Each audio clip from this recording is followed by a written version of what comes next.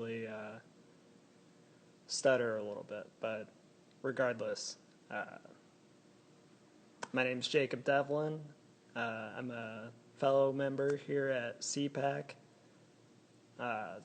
Today I'm going to be doing a little intaglio demo for you guys. I already see people joining, and it's making me nervous. Alright, but I'm going to start out on showing you guys some of the stuff that I've made here at CPAC. And it's mainly just intaglio prints and a couple monotypes. To start, there's this guy that was in the, little status update for this. This is an intaglio print, which is kind of what I'm going to be doing today. And it's basically a print that you use this, a matrix, and this is just aluminum metal that I've carved into all these lines and then printed it on the press to get this image that you can see here.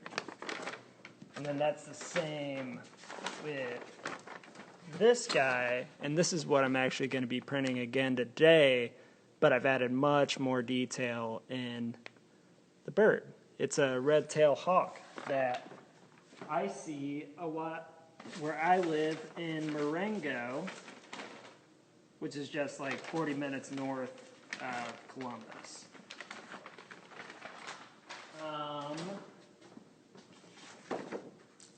This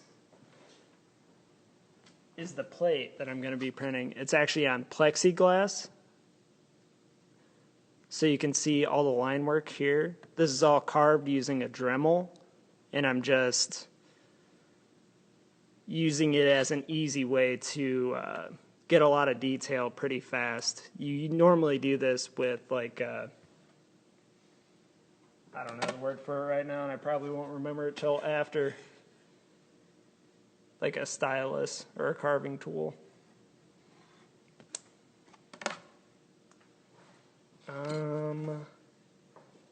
This is another piece of mine. This is copper, though, which was historically used for intaglio prints.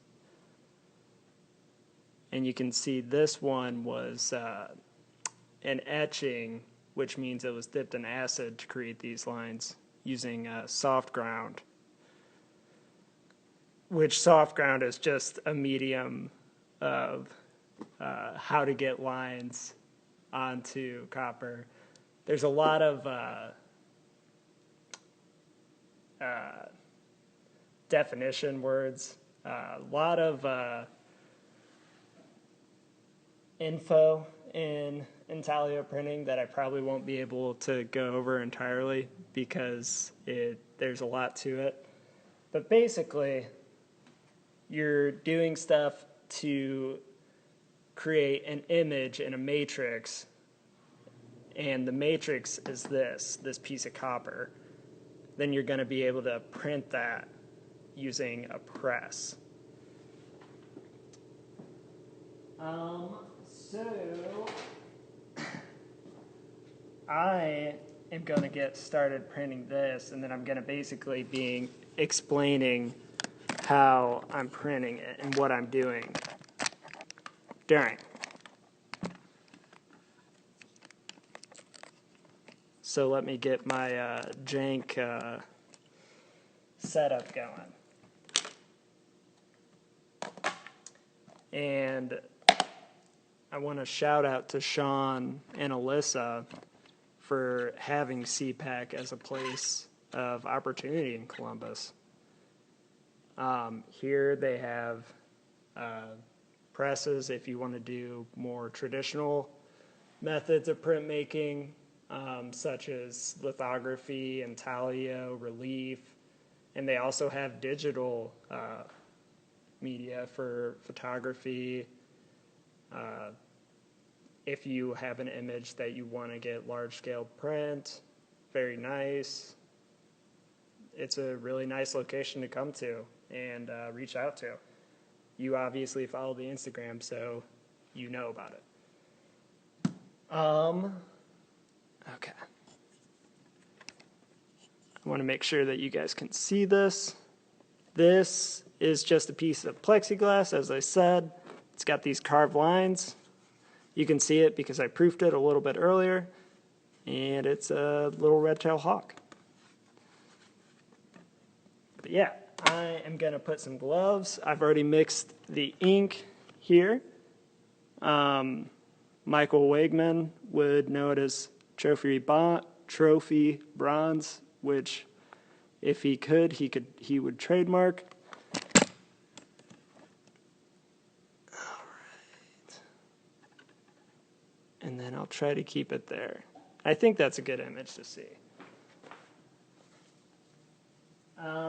So basically at the beginning process, you want a clean plate that you're going to apply ink to. Putting on these gloves, I can't help but think about what everybody's going through with COVID, and I hope you're all doing well, or the best that you can in these times. So I'm going to scrape the ink on with my old Buck ID, which I look a little different now, but I was very mad when they took this picture. I also think my mustache is a lot weaker then, but it's gotten a little stronger. And so when I'm going to put the ink on, I'm just going to scrape it on like that. And when I'm doing this, I want to keep my image area in mind. Because what I'm doing right now is that I'm scraping ink into the marks that I've carved into this piece of plexiglass. And as I'm doing this, I'll go in different ways to make sure that I have that ink in those lines that I'm talking about.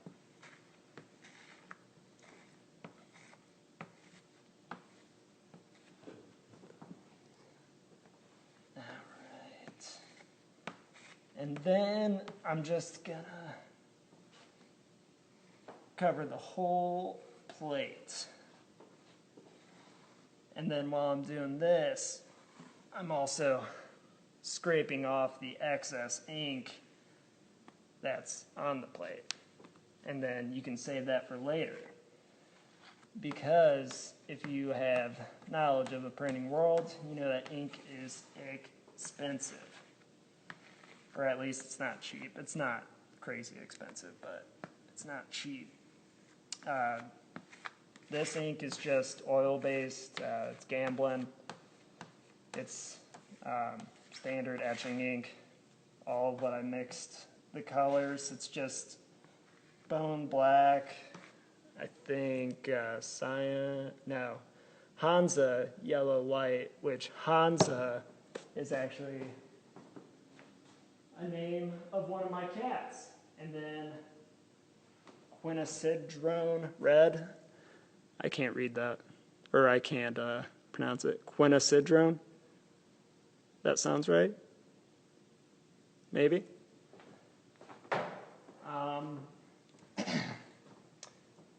But yeah,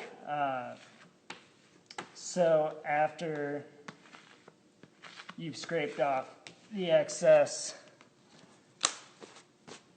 that's when you're going to grab what's called tarlatan, which is a cheesecloth-like material, and you can see that it's just cheesecloth-like, where what this does is it's gonna collect ink as I'm wiping off the imagery. And you basically normally it's all furled out like that, but you're gonna roll it and do a nice ball. Nice and tight, and you want it to be smooth on the surface. It's not gonna be like perfectly smooth, but you want it to be texture to like the palm of your hand. And then what you're going to do with this is you're going to I go around the entire imagery and I press down in circles.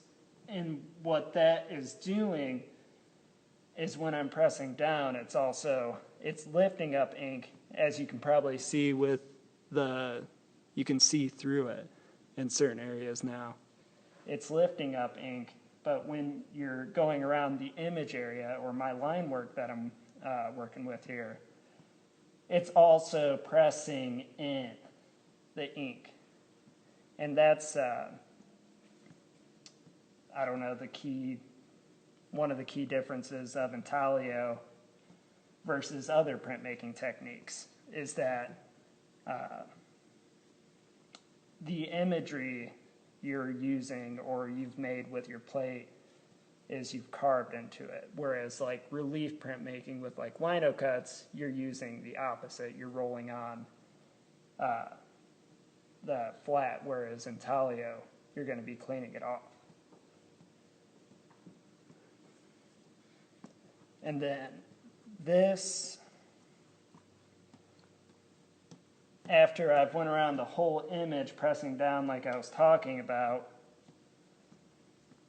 you want to move to a different spot because this is getting drenched in ink. And you want to start off with a dirty tarlatan because that's going to pick up more ink. But as you go through the inking of the image, you're going to want to switch to areas where it's a little bit lighter. Tarlatan is normally white. I don't know if it's a lot cleaner usually. But as with printmaking, everything gets dirty. Or at least covered in ink, that's for sure. And then, now what I'm doing, I'm going to start wiping away the ink. And when I'm doing that, I'm going to be wiping towards my image.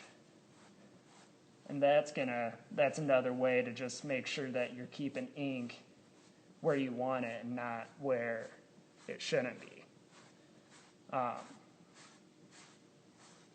This is also a way that printmaking is very magical in that you can it's a way to create multiples of the same image, but in this style you can also create individual images like monotypes, which are it's one print. It's not the same as others. And you can do that with wiping. For example, I could just wipe the head of this bird. Oh, I can't get a good image of it. There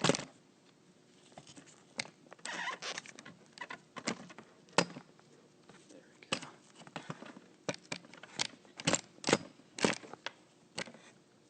I could just wipe the head of this bird and then leave the rest like that to create kind of like a windblown texture or something, or like a nice silhouetted or a vignette for the image, and print it like that.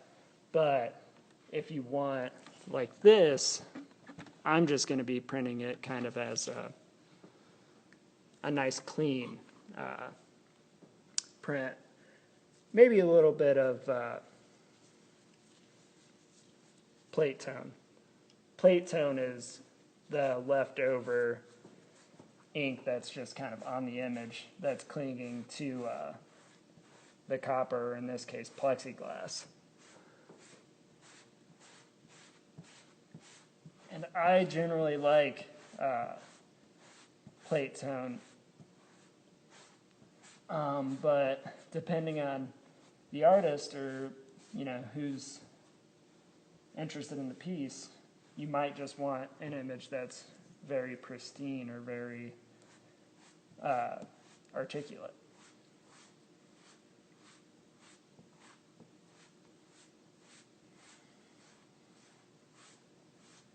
And it's always a nice feeling to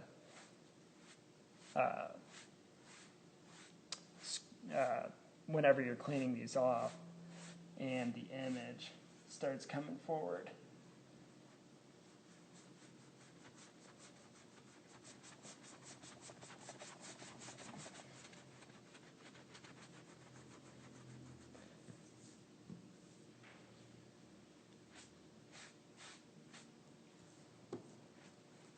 And I proofed this one earlier just to get a test of what it was going to look like. And it looked good, but also in printmaking, there's always like kind of a room for error, whether the pressure is set correctly on the press. Yeah, there's a lot to do with printmaking that it's awesome that CPAC is here for, as far as like the tools that you need to do it. Because like with this, I wouldn't be able to print something like this at home unless I had like a $1,000 press or much more than that. 1,000 is like lowballing. But I think it's a great place. And when all this blows over, I hope we can enjoy it once more again. Got cleaning up the area, the back of the image. And then right now we're to a point where we're going to change the style in which we're wiping. And instead of using tarlatan, we're just going to be using phone book paper. This is called paper wiping. And it's usually the last thing you do before printing. And what I'm doing is just pressing with the palm of my hand and going over the image. And this is an easy way to really get a nice even plate tone, or an even ink cleaning. I don't know.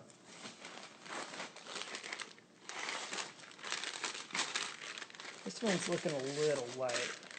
There's always the chance of over wiping. And what kind of sucks about plexi versus using copper or something like that, you can never tell what's on your side that you're trying to print or the other side of the plexiglass.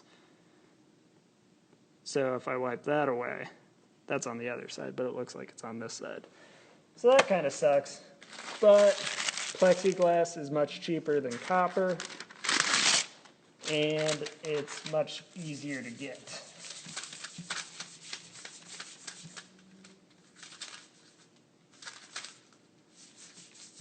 All right. So with that done, it might be ready to print. Generally, there's like last things you do before printing, and one of those is that you want to wipe your corners, because those are going to collect, or not your corners, but your edges, because those are going to collect ink on them just while you're inking and wiping the plate. So you can clean those off with a rag.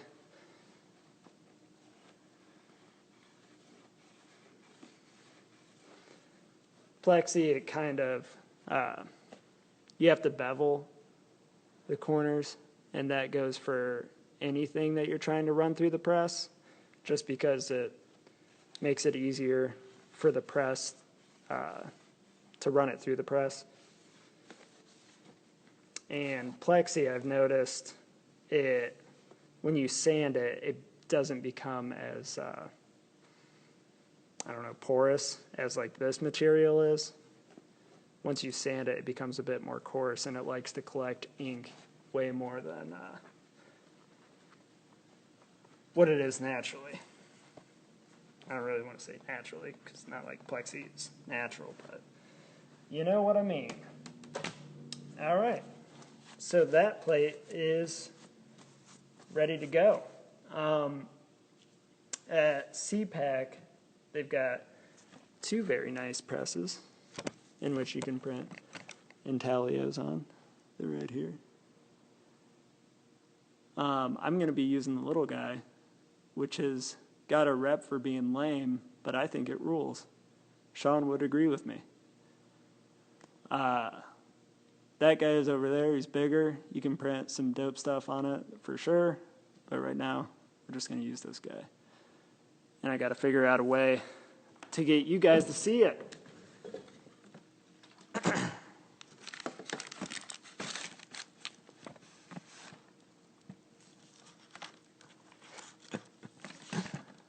I haven't been able to read any of what you guys are saying, but that kind of helps me because you guys just kind of make me nervous. I don't know what the best angle is. I think I'll actually just take you off the tripod, which literally you guys are just duct taped to a tripod. I don't know. It was something my girlfriend and I came up with before she went to work today because I was freaking out. This is the press bed. Behold it in all of its splendor. Feel yourself enraptured by its beauty.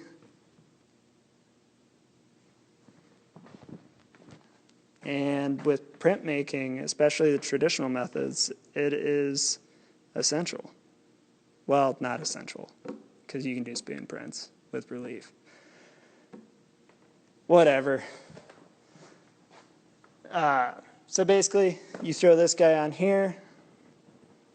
You want to try and keep it as straight as possible. A big thing about printmaking is you've got to use specific types of paper, mainly cotton blend paper. This is rice paper. I'm not specifically aware of what it's made of, but basically you've got to moisten it. You've got to moisten the paper so it'll be able to bend into the plate that you're using. And this I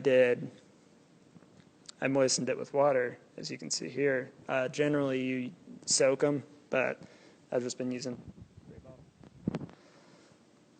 this guy should be good. But yeah, this is rice paper. It's nice, it's cheap,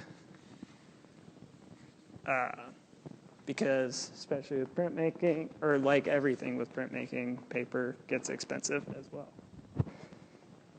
So here's the image. I don't know. You guys are going to have to hang 10 for a second.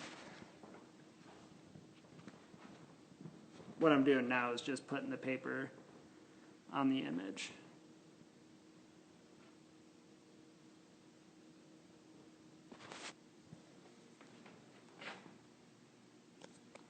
It's a little crooked, but it'll be okay.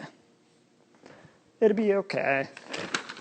Then you plop a sheet of newsprint on there to protect the felt. This bad boy is the cushion between your print and that. And this bad boy is what creates the pressure to push the paper into the plate. And that's how you're able to get your image. It's very sophisticated. I mean, I don't know how to make one besides using like a caulking gun or something, but that's not a roller press. But yeah, so I've already got the pressure set out for these guys. Like I said in the beginning, there's a lot of specifics when it comes to printmaking as far as how to print. specifically with making sure you have enough pressure to get the image, making sure it's even pressure, and all right. One sec. I gotta put you guys down. There we go.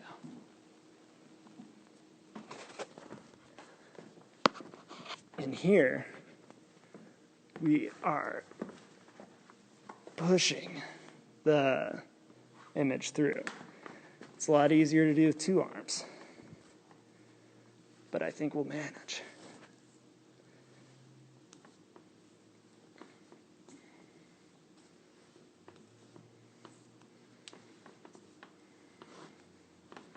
And as you're going through, you don't really want to stop, because that can leave a mark on your imagery.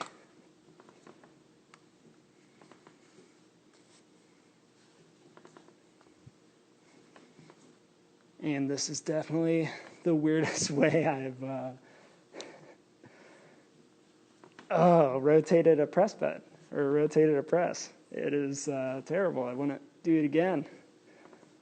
And you can sense the amount of pressure and when your image is under the actual rollers just by running it through. You feel difference in the tension of what you're running.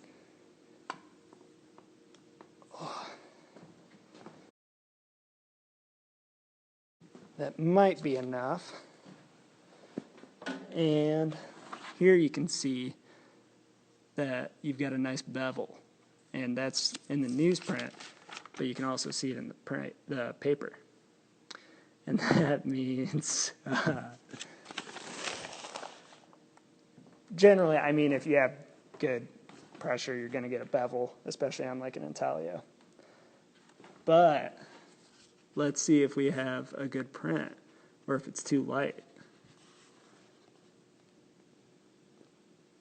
There's that bird. There's that bird. Red-tailed hawk. Wow. Let's take it over here.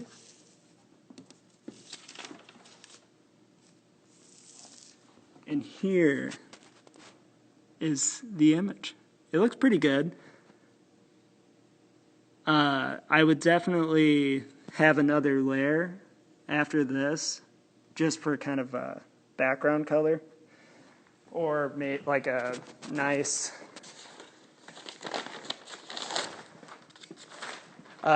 plate tone that you don't normally get. Like with the plexi, you get that really crisp, clean line work, but with like something like this, having that in the background, I think it helps the image. But this as a line work print, I think is really nice. And something I like about the Dremel is that you can see, because basically the Dremel is just like rotating really fast, and then it's eating away and chipping away. And you can see the dots, and that's the Dremel literally bouncing off the